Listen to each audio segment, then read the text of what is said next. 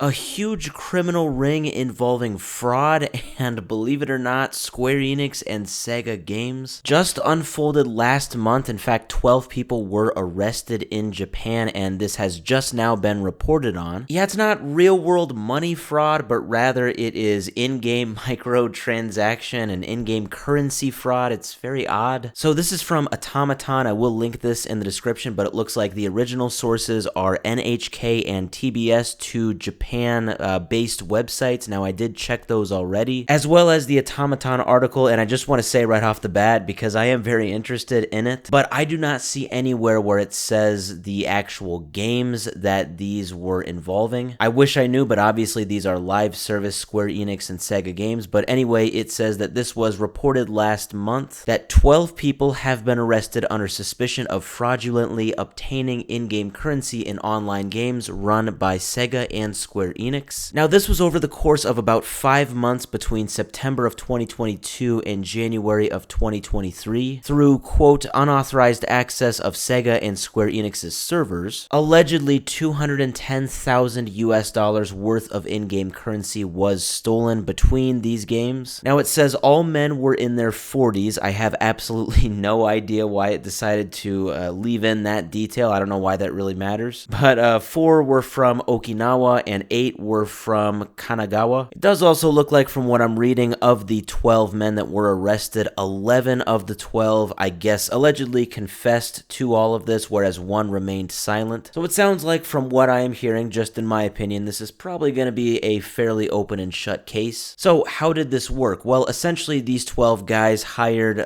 what is being referred to as a microtransaction broker to obtain in-game currency through falsified payments, and as a fee, these 12 guys paid about 2 to 6% of the original price of the microtransaction. So this was kind of confusing for me. I kind of looked into this for a bit, like what in the world a microtransaction broker is. I had never heard of it. So from everything I have gathered, I believe this is kind of the allegation, or basically how this whole scheme works. So basically, allegedly, these 12 guys hired this microtransaction broker. I think there were actually multiple of them. Now, the microtransaction brokers, they have a lot of these like stolen credit card numbers. They buy the in-game currency through that, so obviously it doesn't cost them any actual money. And then they're giving all of that to these 12 guys, and then, as payment for these microtransaction brokers' services, they get a small cut of it. And then basically, Sega and Square Enix, they're out of luck. They're out of all of that money because essentially with these stolen credit cards, they're really not getting this money at the end of the day. I would assume this is due to like bank refunds for these customers, stuff like that. Now, what's funny is that as you dig deeper, 3 of the 12 men that were involved in this allegedly admitted to hiring the same individual that worked as the microtransaction broker. This broker, the one specifically for these 3 guys, was the same broker that had actually worked on a scheme that basically all came to light in August of last year. That was against Sega.